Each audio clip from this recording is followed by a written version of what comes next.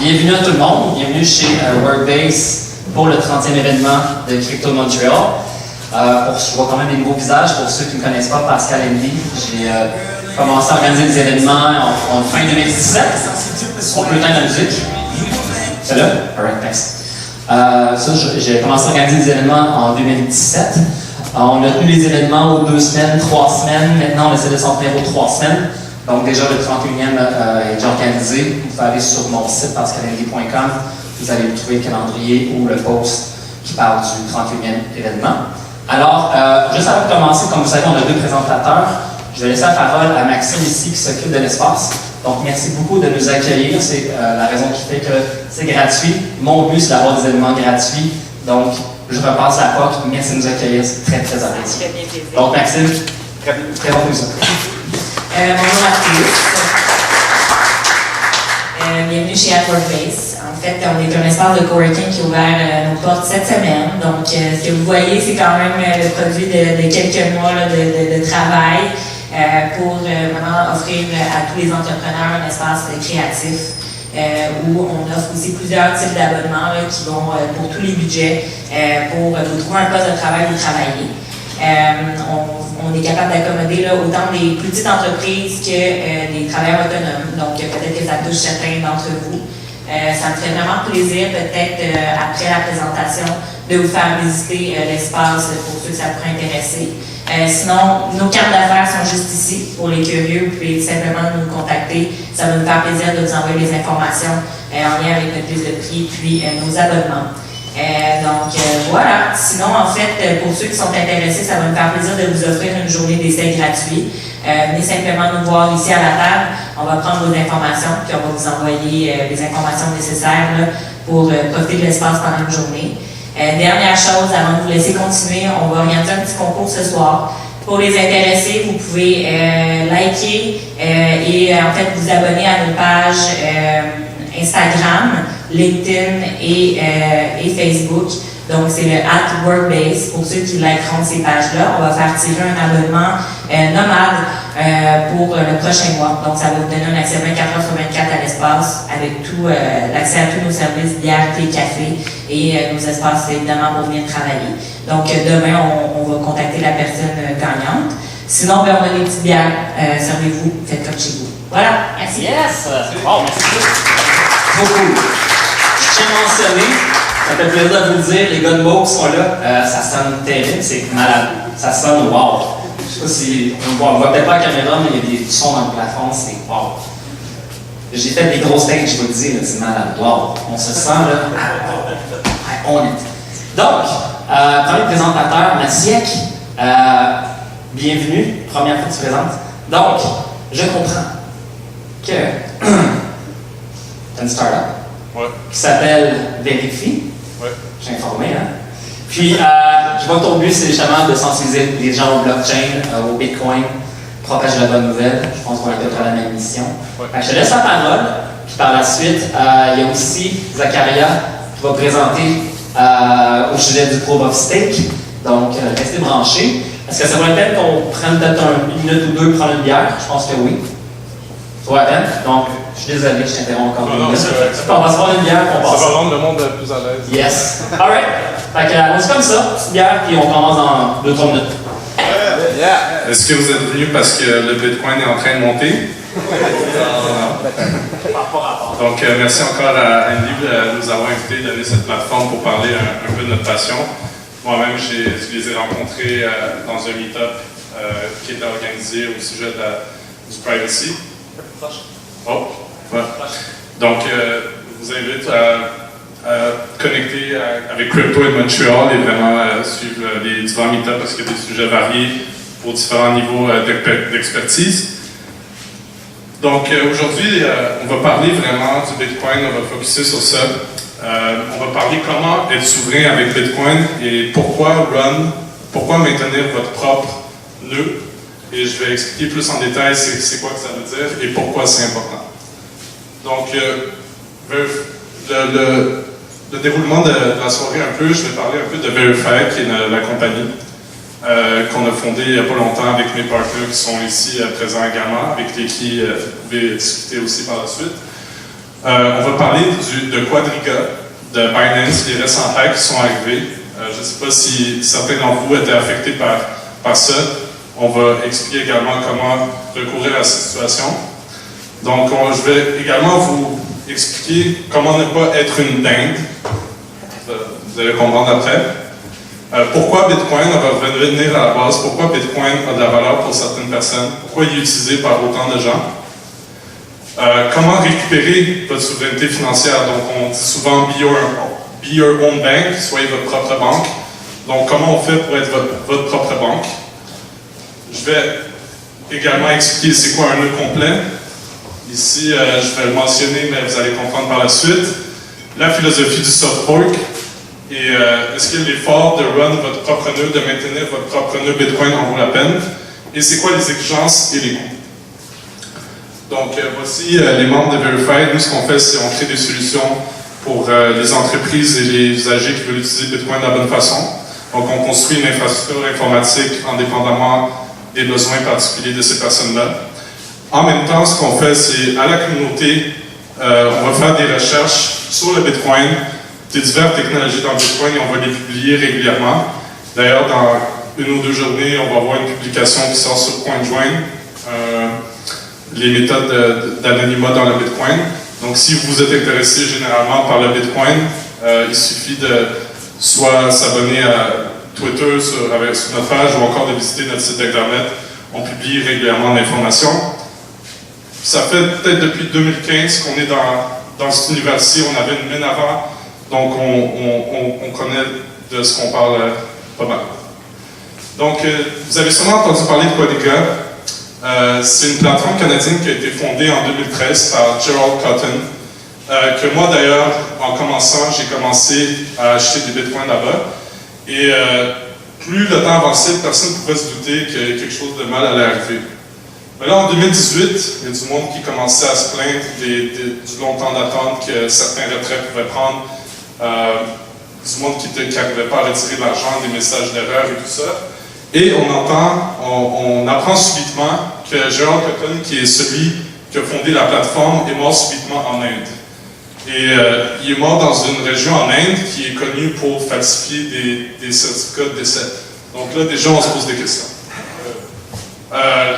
Évidemment, sur cette plateforme-là, il y avait plus de 260 millions d'équivalents en dollars canadiens de différents cryptos, de Bitcoin et d'argent également, qui disparaît, qui n'est plus accessible parce que le fondateur, Gerald Cotton, n'a pas laissé les indications nécessaires, n'avait pas le système nécessaire dans son entreprise pour pouvoir continuer l'entreprise après sa mort.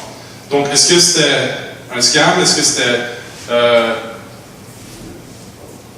que c'est vrai qu'il est mort? Est-ce qu'il est juste parti et il s'est fait une nouvelle phase? On ne sait pas.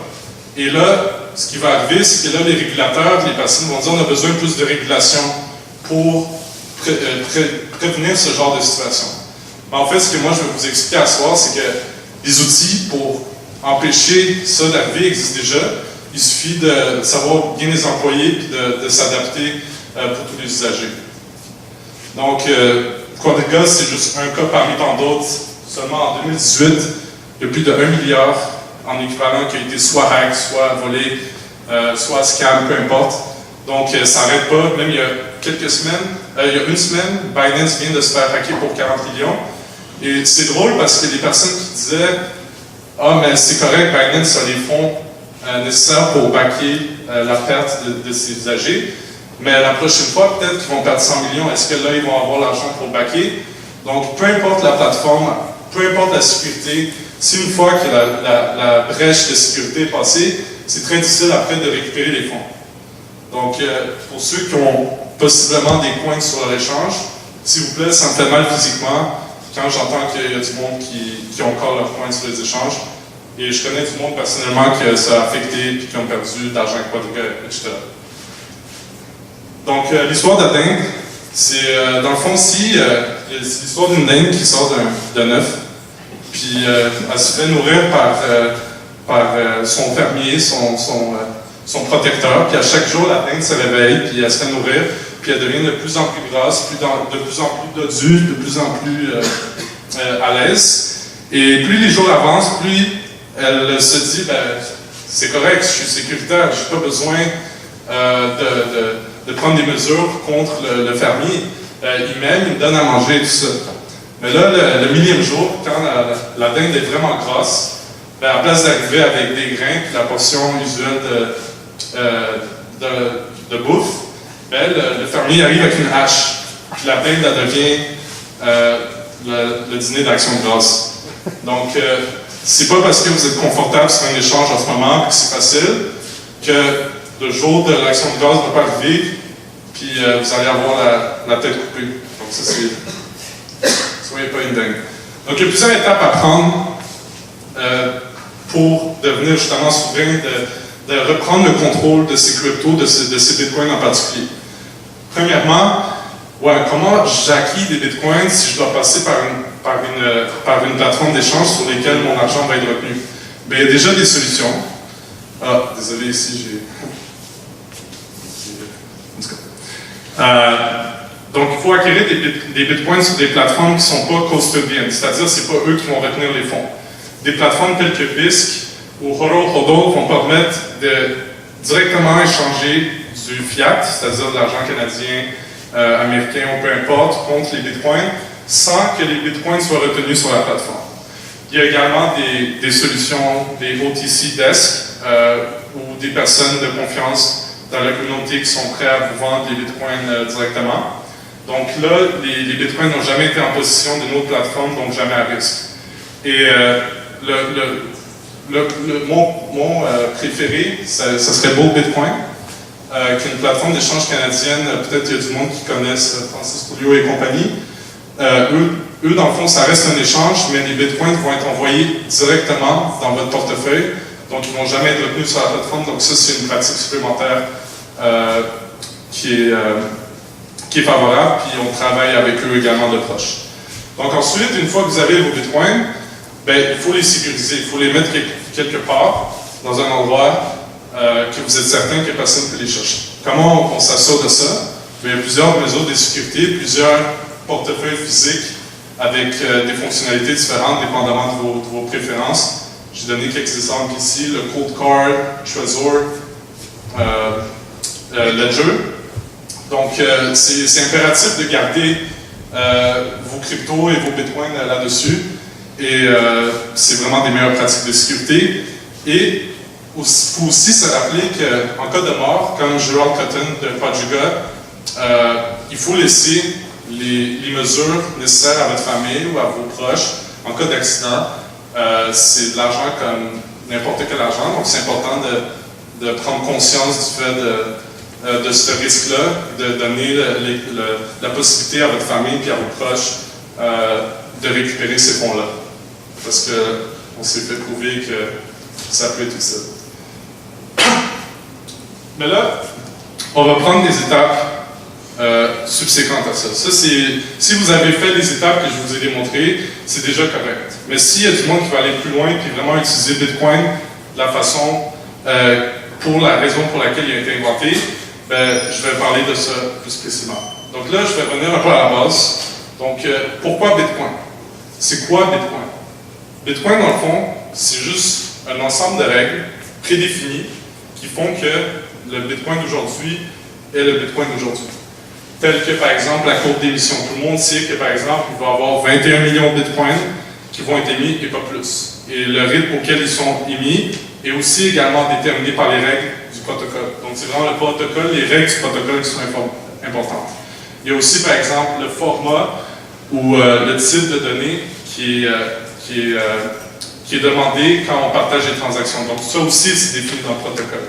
L'ajustement de difficulté avec le mining, Pascal en a parlé la semaine passée, plus du mining en détail.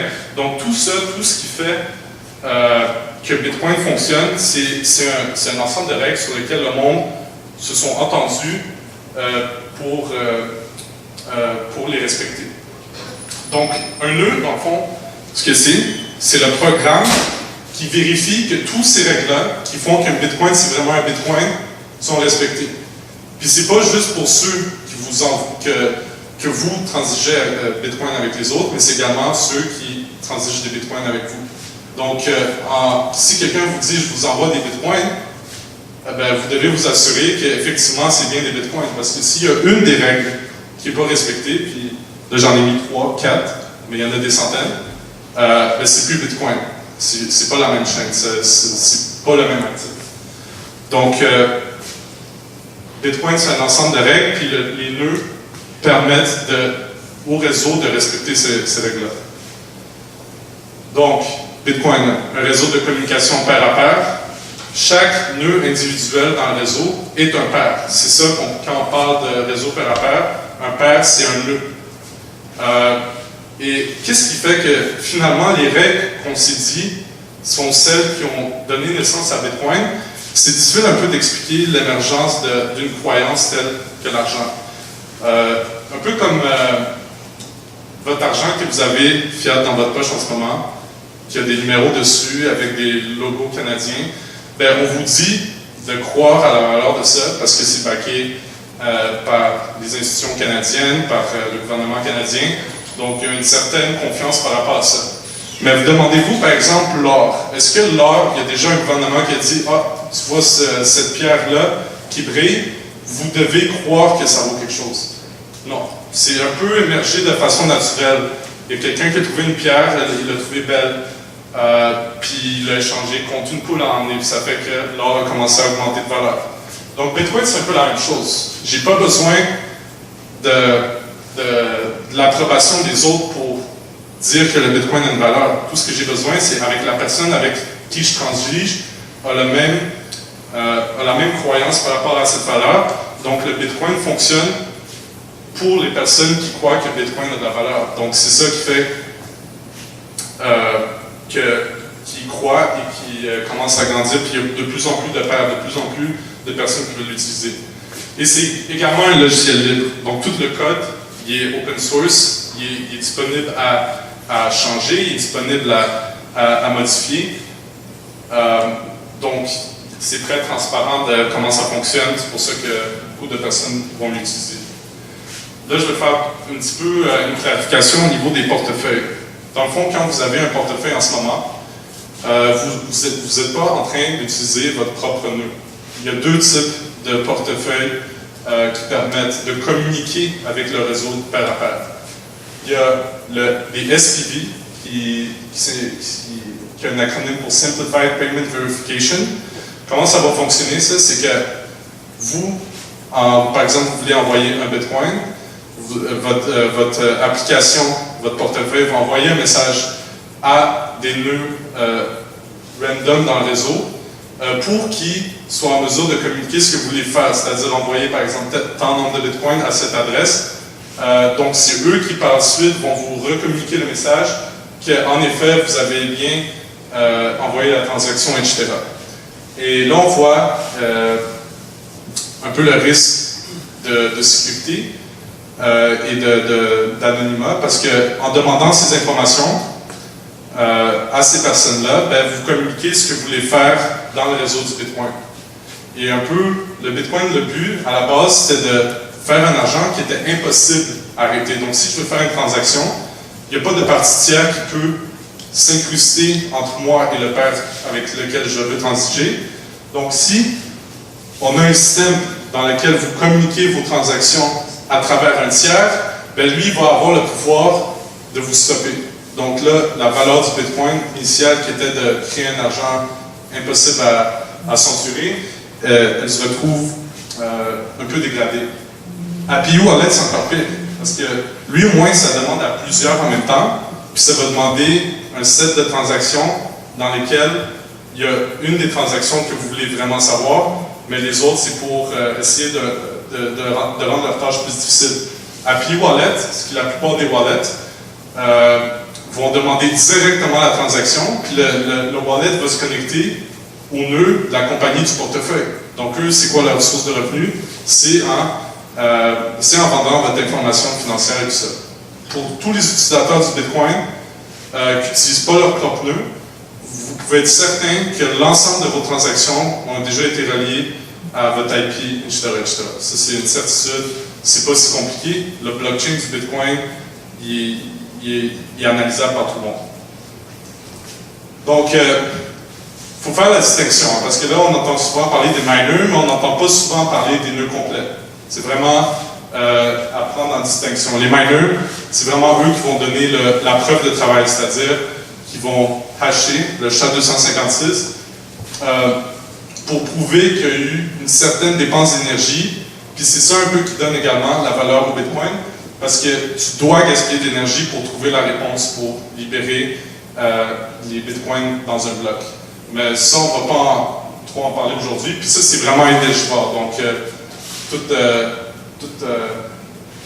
le truc que les miners sont en train de brûler la planète, c'est de leur faute. Mais, nœud complet, ce que je vais parler aujourd'hui, donc depuis ce que je parle depuis tantôt, ça peut run sur des ordinateurs qui sont vraiment pas exigeants. Donc, c'est même possible de maintenir un nœud complet, c'est-à-dire un vérificateur du réseau du Bitcoin sur un Raspberry Pi ou encore sur un desktop à la maison. Et c'est peu énergivore et il n'y a pas de récompense associée comme au mining. Donc ça, c'est fait par des gens bénévolents, des compagnies qui veulent utiliser le Bitcoin de la bonne façon. Donc, Bitcoin, c'est beaucoup de choses. Est-ce que j'en ai perdu un peu? Parce que je veux juste make sure que tout le monde comprend jusqu'à là. Ça va? Okay. Moi, j'ai une question pour toi. Oui. Par rapport au wallet, on dirait que c'est pas bien identifié. Hein? Il faudrait que tu le saches, que tu le réécrives pour savoir c'est quoi qui est quoi. D'habitude, c'est sûr qu'ils ne vont pas l'afficher. On est un API wallet ou un SPV wallet. Souvent, ce qui va arriver, c'est que tu peux trouver l'information assez facilement. Mais je t'avoue que des fois, il y a des wallets que c'est vraiment difficile à trouver l'information. Donc, c'est pas affiché, mais peu importe que ce soit l'un ou l'autre. En fait, c'est que le problème, c'est si le API Wallet s'attache à un nœud de quelqu'un d'autre. Mais si tu utilises un API Wallet en le reliant à ton propre nœud, c'est correct. Mais bon, on va continuer.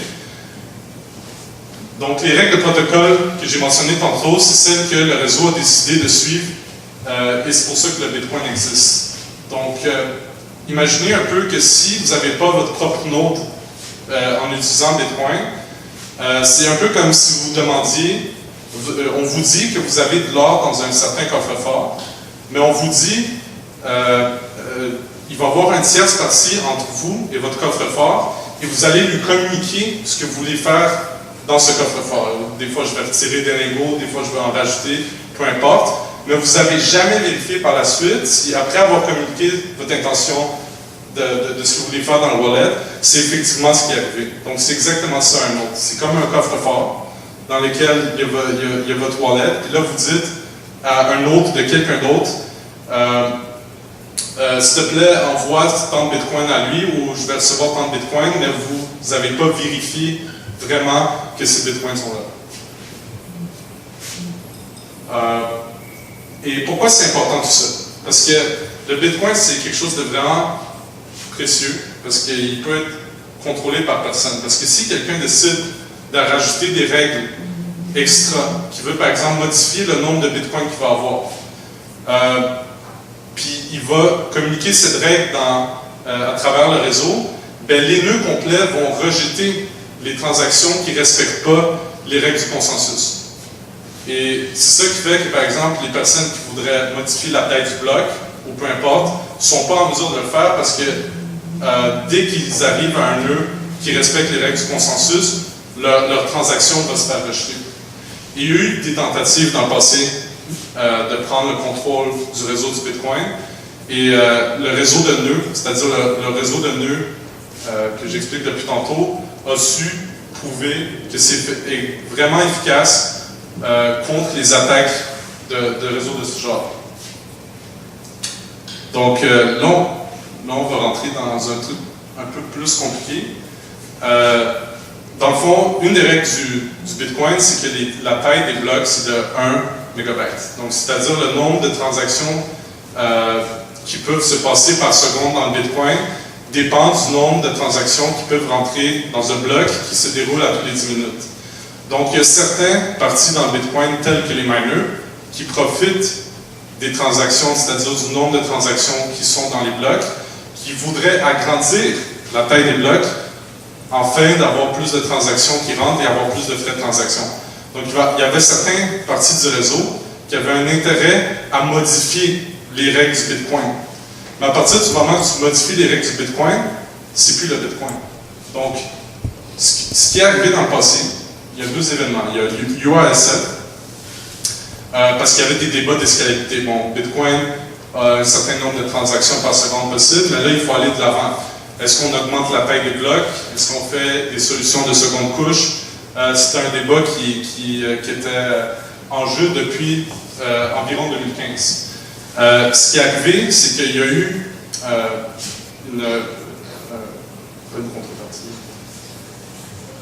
un compromis qui a été donné aux miners qui voulaient augmenter la taille des blocs, qui s'appelle SegWit. SegWit, c'est un soft fork qui a été implémenté sur Bitcoin par la suite, qui permettait de séparer les signatures des transactions, ce qui permettait en quelque sorte d'augmenter la taille des blocs, sans toutefois modifier aucune des règles du consensus de départ. Mais évidemment, les miners étaient contre ça.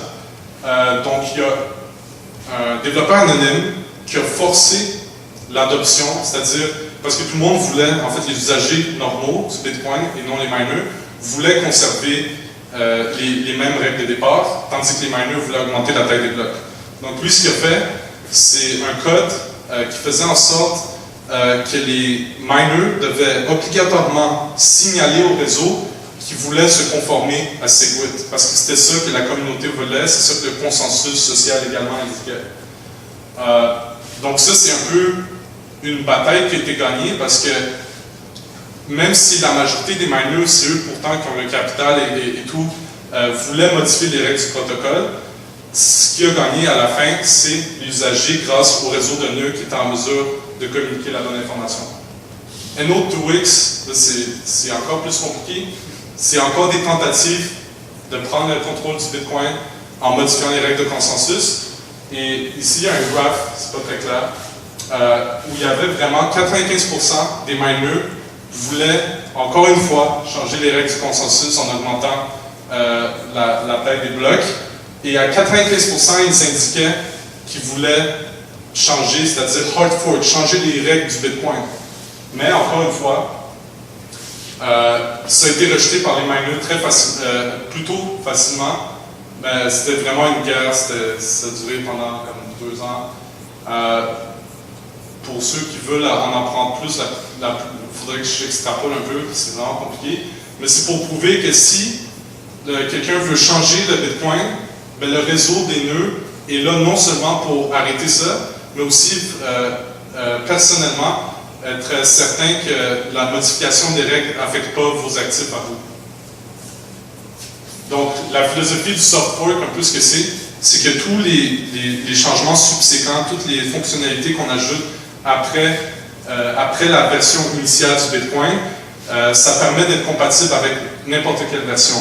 Donc, dans le fond, si vous allez prendre le code source du Bitcoin qui a été release en 2009 et que vous modifiez seulement un petit bug qui a été modifié, vous allez être en mesure d'interagir avec la version qui est rendue à 18 points quelque chose. Vous êtes en mesure de transiger Bitcoin sur le même réseau, même si certaines règles ne sont plus les mêmes parce que les règles du consensus sont respectées.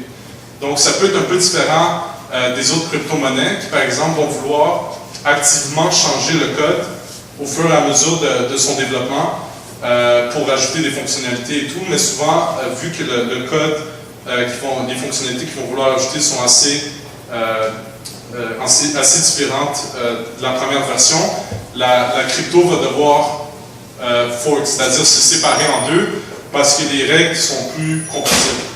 Bitcoin, comment ça fonctionne? C'est que toutes les versions qui sortent depuis des années et qui sortiront vont toujours être compatibles avec les versions précédentes.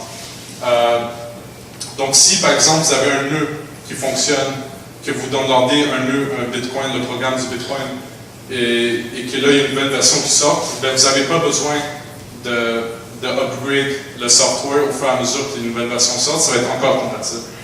Donc ça c'est un peu ce qui fait que Bitcoin est Bitcoin. Est-ce que ça vaut la peine? C'est sûr que si vous avez 10 $ en Bitcoin, ça ne vaut pas la peine d'investir dans un système pour maintenir votre propre nœud. Parce que, évidemment, c'est vraiment une question de sécurité à une échelle un peu plus grande. Évidemment, ça dépend si vous êtes un fervent croyant du Bitcoin également. Il y a beaucoup de personnes qui vont maintenir un nœud pour des raisons idéologiques, parce que c'est ça qui leur permet vraiment d'être non censurable par n'importe qui, d'utiliser une forme d'argent immuable, etc. Mais si vous voulez vraiment l'utiliser, la différence, c'est vraiment l'anonymat, la sécurité, puis une réelle résistance à la censure. Pourquoi l'anonymat? Parce que justement, je ne demande pas à un autre d'une compagnie, d'un certain wallet, que je ne sais pas c'est qui les développeurs, les détails de ma transaction. Je vais demander les détails de ma transaction à mon propre nœud. Donc, je ne révèle pas au reste du réseau, je n'associe pas mon adresse IP à celle de mes transactions. Et en plus de ça, il y a des mesures d'anonymat subséquentes qu'on peut rajouter, telles que par exemple loi d'un nœud à travers Tor, etc., etc. Donc, si vous voulez utiliser Bitcoin de façon complètement anonyme aujourd'hui, c'est très possible. Et d'ailleurs, c'est ce qui est recommandé. Parce que quand vous utilisez une banque aujourd'hui, est-ce que quelqu'un peut voir combien vous avez dans votre compte de banque? J'espère que non, parce que ça pose des risques de sécurité, etc. Donc, le Bitcoin, à la base, il est transparent. Tout le monde peut voir quelle adresse, quel montant. Donc, si quelqu'un est en mesure d'associer votre adresse à une adresse IP, l'adresse IP, c'est assez facile ensuite de lier ça à votre propre identité. Puis d'ailleurs, moi, j'ai un collègue qui s'est fait voler ses bitcoins récemment. Il y a trois personnes qui sont rentrées chez lui la nuit, qui lui ont volé ses bitcoins. Donc, c'est des mesures à prendre. Donc, la sécurité, c'est une des raisons. Et vraiment, la résistance à la censure. Donc, si vous avez votre propre nœud, c'est impossible d'arrêter une transaction Bitcoin. Personne ne peut arrêter votre transaction Bitcoin parce que vous utilisez le réseau de faire affaire. Et vous avez également une vue réelle sur le réseau, c'est-à-dire vous ne comptez pas sur l'information qui est partagée par un nœud extérieur et vous êtes en mesure de voir s'il y a des attaques qui sont en train de se produire sur le réseau, comme j'avais mentionné précédemment, peut-être des miners qui veulent augmenter la taille des blocs. Donc c'est ça qui permet de s'assurer que vous êtes good. Les coûts, les exigences, ça dépend si vous êtes une personne, un business, est-ce que vous transigez? C'est sûr que ça peut être vraiment différent d'une personne à une autre, mais pour un usager, si vous êtes, vous pouvez par exemple maintenir un nœud sur un Raspberry Pi qui est assez peu coûteux, mais le coût de la sécurité, des fois, ça n'a pas trop de prix selon moi. Mais c'est sûr qu'une entreprise qui gère beaucoup de transactions, qui reçoit beaucoup de Bitcoin, qui doit qui doit fermer ses comptes, etc., c'est sûr que là, il faut un système un peu plus robuste et non juste un Raspberry Pi. Mais c'est vraiment différent les options sur le marché. Il y a des nœuds aussi déjà préconstruits. Et évidemment, nous, chez Verify, ce qu'on fait, c'est on écoute ce que vous avez besoin, puis on adapte le nœud en conséquence. Et ce qui est intéressant, Bitcoin est rendu dans l'espace. Donc, il est possible maintenant de downloader la blockchain du Bitcoin avec votre propre nœud, parce que Blockstream, qui est une compagnie qui développe beaucoup sur Bitcoin, a lancé 5 satellites qui couvrent à peu près plus de 95% de la surface de la Terre. Donc, n'importe qui sur la planète qui a accès à ce satellite-là est en mesure de télécharger Bitcoin et de l'utiliser de la bonne façon. Donc, s'il y a des nodes dans l'espace, vous devriez avoir un node chez vous aussi. Puis, c'est pas mal ça. Nous aussi, on construit des satellites. Fait que si vous voulez un satellite, on fait ça aussi. Merci beaucoup.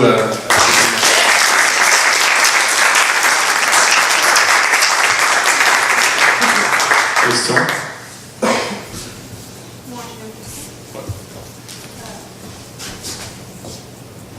HTC, the phone company, I think they announced yesterday they are going to issue a new phone, and you can run a full node on that phone. Do you know any details about it? Yeah. Can you run full node now on existing phones, or it's going to be something new?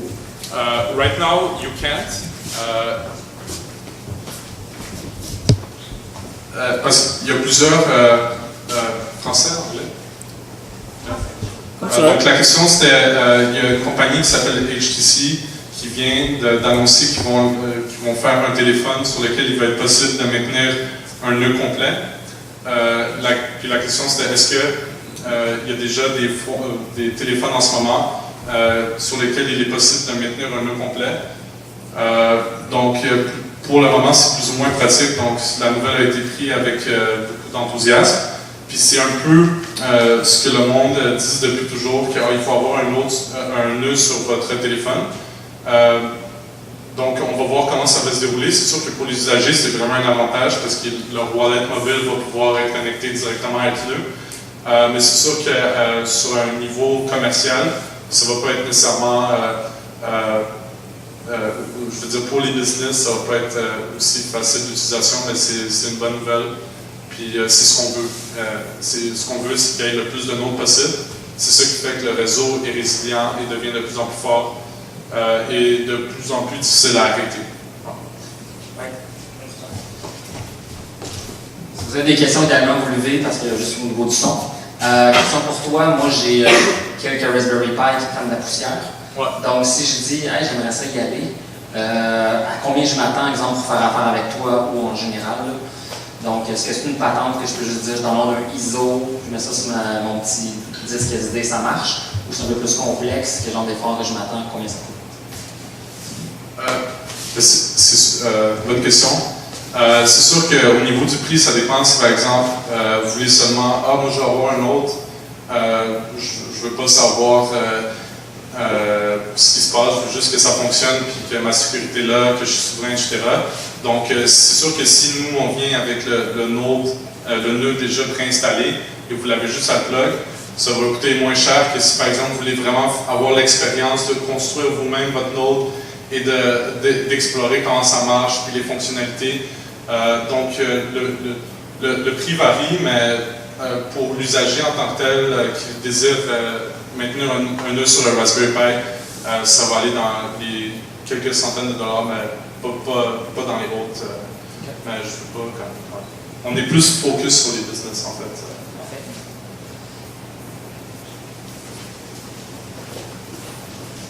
L'histoire de ton collègue, elle est extrêmement choquante. Ouais. Et je me demandais si tu pouvais partager avec nous, d'après toi, quelles étaient les faiblesses de son obsèque qui, d'après toi, avaient été liées à et avait permis à la situation de se développer telle qu'elle s'est développée? Donc, je ne vais pas trop donner de détails, mais lui, c'est un Bitcoiner qui est actif depuis longtemps. Donc, il y a certaines personnes, par exemple, qui vont être en mesure de voir les personnes qui sont actives et qui ont potentiellement acquis des bitcoins, ça fait longtemps, un coût très mince. Et c'est sûr que peu importe la sécurité que tu as chez toi, de la façon que tu mets tes passwords, que ton nœud est protégé, que tu révèles ton identité, mais si quelqu'un dans un party a entendu « Ah, moi j'ai tant de bitcoins », ben, il suffit qu'il arrive avec un marteau qui coûte 5$, puis dise « Donne-moi tes bitcoins », puis probablement que tu vas y donner. Donc, la sécurité informatique, c'est une chose, c'est-à-dire tout l'aspect d'avoir son propre nœud, de ne pas relever à travers son IP, mais ça doit être conjoint avec une sécurité de base, c'est-à-dire système d'alarme, etc. C'est pour ça qu'il y a certaines personnes qui préfèrent ne pas garder leur crypto avec eux et les donner, par exemple, à une solution custodienne qui va maintenir leur propre Bitcoin. Les failles de sa sécurité, je ne sais pas exactement la raison pour laquelle le monde savait qu'il y avait les bitcoins, mais la faille dans sa sécurité, c'est vraiment qu'il y a quelqu'un qui est arrivé chez lui avec un marteau de 5 à 5$. C'est ça. C'est toujours ça qui est discuté un peu dans la communauté Bitcoin, c'est que tu as un réseau super efficace, super sécuritaire, super anonyme, Mais une fois que c'est une question d'intégrité physique, puis pour ta vie, on ne parle plus de la même chose. Donc, c'est pas nécessairement quelque chose qui était mauvais dans son setup informatique. C'était vraiment le problème de donne-moi tes bitcoins, ben c'est sûr, je vais te les donner, je veux pas. T'sais. Fait que je sais pas si je réponds à ta question. Ouais, non, c'est super bien. Puis, il y avait. Est-ce qu'il y a tout perdu? Non, je pense pas, Mais c'est parce que ça, c'est un autre côté de l'histoire qui est très intéressant, parce qu'il y a un côté sécurité de est-ce que c'est même possible, comme une banque par exemple, ils ont un timer sur leur vault. Même si en fait, je voulais, je pourrais pas l'ouvrir. Nous, on travaille là-dessus justement, parce que tu nous as touchés personnellement. Puis c'est important pour nous, la sécurité avant tout. Donc, en conjonction avec nos services de nœuds, ce qu'on est en train de développer, c'est par exemple des contrats multi-signatures ou un bouton, par exemple, qui est un dead man switch. Si tu vois du monde arriver chez toi dans ton bureau, tu appuies. On n'est pas rendu là encore, mais tu appuies. Puis ça va, par exemple, envoyer tes bitcoins dans un autre wallet avec un contrat qui ne vont pas pouvoir être libérés pendant 2 ans, 3 ans. Fait que plus ces options de sécurité vont se faire développer, plus ça va être coûteux pour les voleurs qui vont dire peut-être qu'il y a un dead man switch, peut-être qu'il y a un contrat multi-signature qui fait que je dois aller à 3 places pour voler ces bitcoins. Plus ça va avancer, plus les solutions, plus les gens sont conscients que c'est vraiment de l'argent, puis il y a du monde qui vont venir chercher votre argent, plus je pense que ces cas-là vont se diminuer à travers le temps. Mais il y a plusieurs solutions qui sont travaillées en ce moment, sur lesquelles on travaille aussi. Mais ultimement, c'est sûr que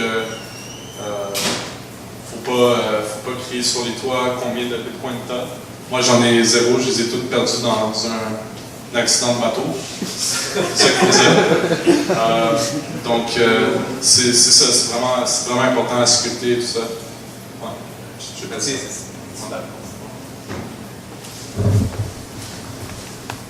Je voulais savoir si tu connaissais des solutions de retardateur de transactions.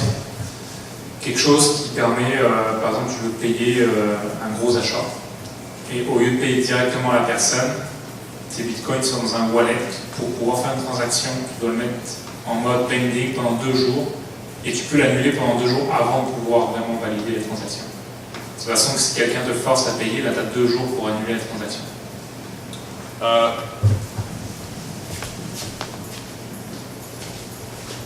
Ouais, dans ce contexte-là, de sécurité encore, il y a plusieurs options qui existent. Donc, ce que vous avez dit, ça fonctionne. S'il y a du monde qui travaille là-dessus. Ce que vous pouvez faire aussi, c'est faire comme le Bitcoin va comme retourner dans votre adresse, peu importe. Il y a différentes façons de masquer la transaction pour qu'elle ait l'air comme les autres, mais qu'en fait, il y a un script derrière qui définit d'autres règles qui fait que le voleur, par exemple, il va croire qu'il y a tes bitcoins, mais effectivement, qui vont par exemple revenir, que vous allez pouvoir les annuler, ou etc., ou qui vont être bloqués, ou qui vont par exemple passer par un système pour essayer de track le IP du voleur quand il va essayer de retirer ses bitcoins. Il y a beaucoup d'avancement à ce sujet. Mais oui, effectivement, ça existe. Et il n'existe pas un wallet qui te permettrait de... Pour l'instant, non, c'est en développement. Les transactions que je mets dans mon wallet, elles ont un délai avant d'être vraiment envoyées dans le réseau. Pardon? Il n'y a pas un genre de cold wallet que tu pourrais forcer tes coins? Je pense que Gustavo...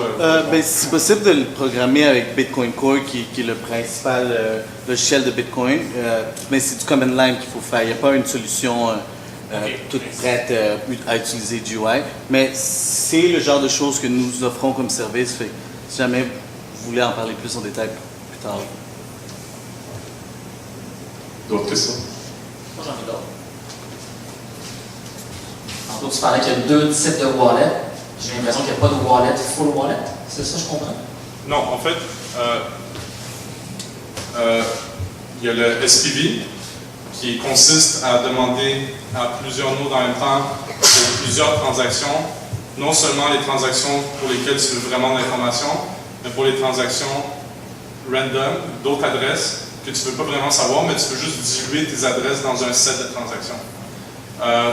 Ça, c'est un type, mais le API Wallet, si par exemple tu utilises ton nœud et tu connectes ton autre, ton portefeuille à ton autre, ben, tu le fais à travers un API. Donc c'est pas le API en tant que tel qui est mauvais, c'est le fait d'être connecté à un autre qui n'est pas à toi. Donc ça dépend des portefeuilles, mais par exemple les portefeuilles physiques, surtout Trezor est très facile d'utilisation, puis c'est là que vous allez lier par exemple votre Trezor à votre nœud directement. Donc il n'y a pas de communication autre que entre vos machines. Par exemple, mettons l'exemple de Ledger Nano, l'exemple. On est branché sur leur node à eux. Ouais. Fin d'histoire. Ouais. OK. Ben, vous pouvez le modifier pour vous connecter à votre nœud. Fait que vous allez avoir votre Ledger, mais qui va être connecté à votre nœud. C'est ça. Donc, ultimement, si vous utilisez Ledger en ce moment, qui est une compagnie qui veut bien faire, etc., qui va sûrement employer des techniques de sécurité adéquates parce qu'elle veut croître dans le business. Mais ultimement, si vous voulez utiliser le Bitcoin au potentiel maximum, là, vous allez lier votre Ledger directement à votre nœud pour la sécurité, pour l'anonymat, etc.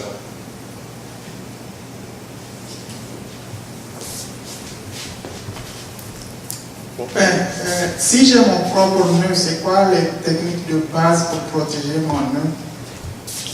Je veux dire, il est plus facile de trouver l'IP adresse de mon nœud que de mon wallet mobile. Nous, par exemple, de base, ce qu'on va faire, c'est qu'on va maintenir le nœud à travers Tor. Donc, Tor, c'est un protocole de communication qui permet de communiquer sur Internet de façon anonyme. Parce que c'est sûr que si vous utilisez un nœud sans utiliser des techniques d'anonymat, ben, on va quand même savoir que c'est votre nœud parce que vous n'allez pas cacher votre IP address. Donc, ce qui est recommandé, ultimement, c'est de toujours maintenir votre nœud à travers Tor. Donc, ça, nous, c'est de base, on fait ça. On trouve ça très important. Puis souvent, par exemple, le monde va croire que c'est privé, c'est anonymat, c'est pour les criminels. Mais c'est vraiment pas le cas parce que sur Internet, tout le monde le fait. Donc, si vous adoptez pas les mêmes techniques d'anonymat sur Internet, ben, vous vous exposez directement. Donc, c'est aussi pour une raison de sécurité, c'est pas pour faire des transactions illégales ou peu importe.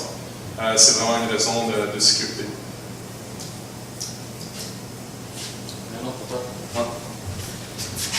Tantôt, tu mentionnais qu'il y a moyen de, quand on roule notre propre node, d'avoir des transactions vraiment anonymes.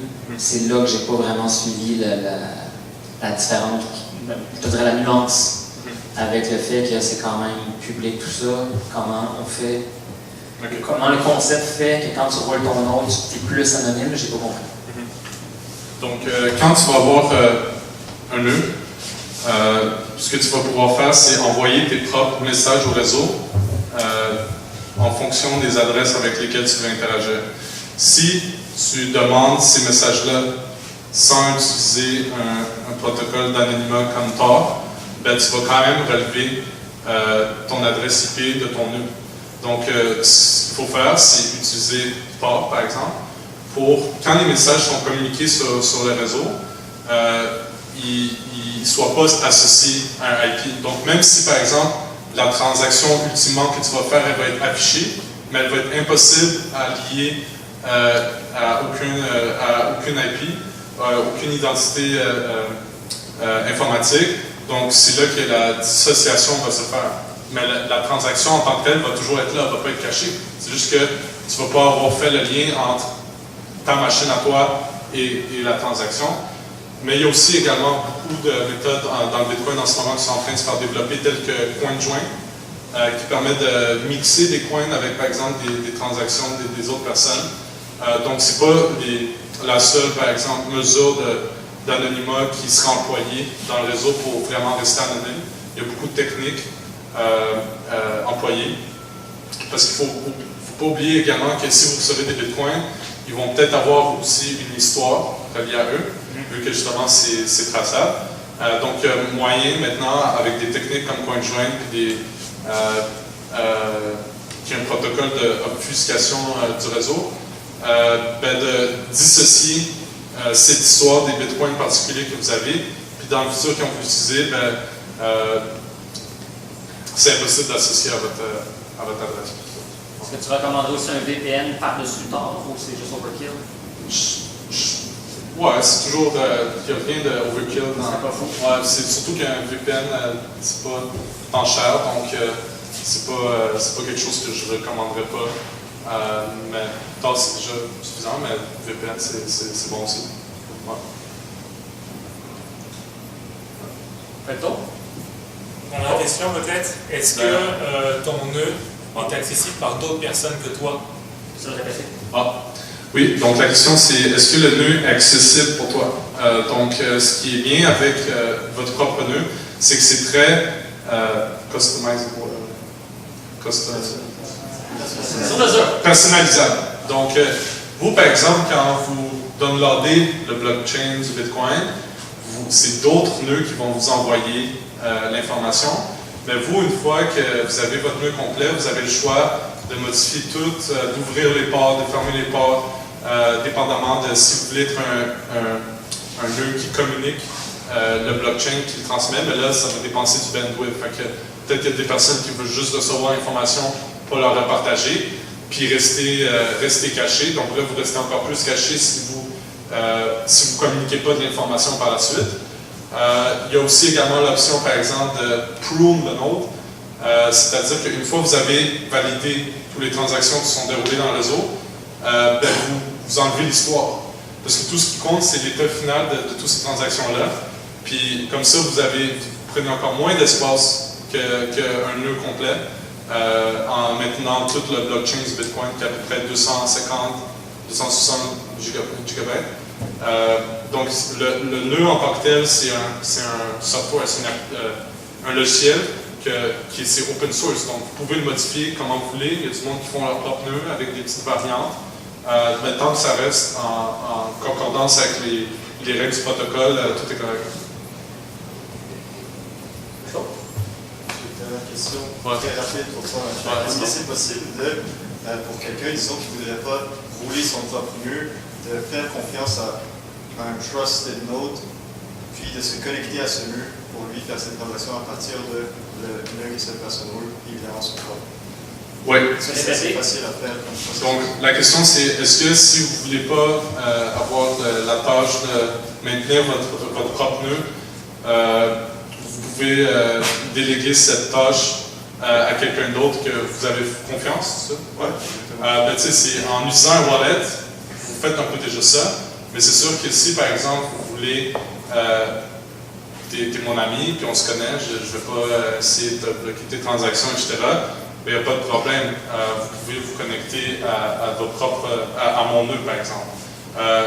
Mais c'est sûr que là, il va y avoir le degré de la confiance, donc c'est toujours mieux d'avoir le vôtre. Mais si, par exemple, vous êtes une gang d'amis, vous voulez avoir un nœud ensemble, puis vous connectez au même nœud, c'est correct. C'est juste, si tu n'as pas accès aux personnes, si tu ne sais pas sur quel nœud tu connectes, c'est là qu'il y a un problème.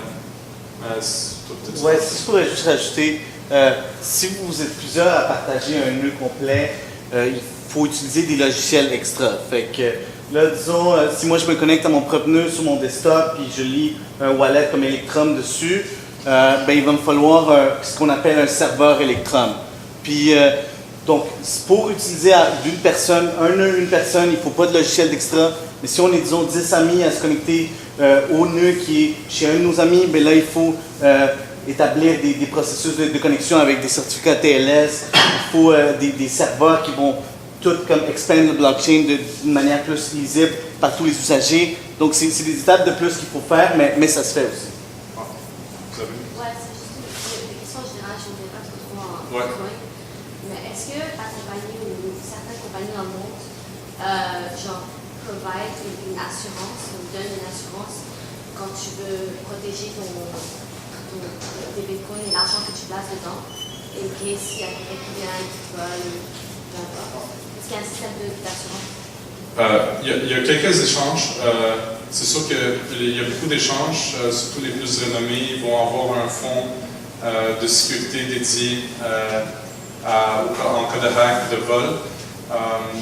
Puis ils vont être assurés également par des compagnies, je pense que Lloyd est sûrement là-dedans. Lloyd qui est une compagnie d'assurance britannique vraiment connue dans le monde. Je pense que c'est les premiers qui ont commencé à assurer des échanges. Mais il y a aussi des solutions custody dans le fond, que oui, ok, je vais garder tes bitcoins, mais eux, ils ont un système tellement sécurisé que ça va être plus facile, par exemple, pour les compagnies d'assurance d'assurer ces fonds-là. Il y a une compagnie, par exemple, Xapo, qui ont construit des bunkers qui ont construit leur infrastructure pour maintenir les bitcoins dans des anciens bunkers dans les montagnes suisses. Donc, c'est sûr qu'eux sont assurés jusqu'à là, puis c'est une question de risque. Et moi, je me connais plus ou moins en assurance, mais c'est sûr que si il y a déjà des compagnies qui font ça, mais si tu veux garder des bitcoins chez toi, il n'y a aucune compagnie qui va t'assurer puis dire OK, tu as un trésor, tu as un portefeuille, tu vas être correct. C'est vraiment si tu utilises une solution custodial pour garder tes bitcoins, puis là, c'est plus ou moins accessible pour, disons, les investisseurs de bas niveau. Fait que ça vaut vraiment la peine si tu as plusieurs millions en bitcoin, mettons.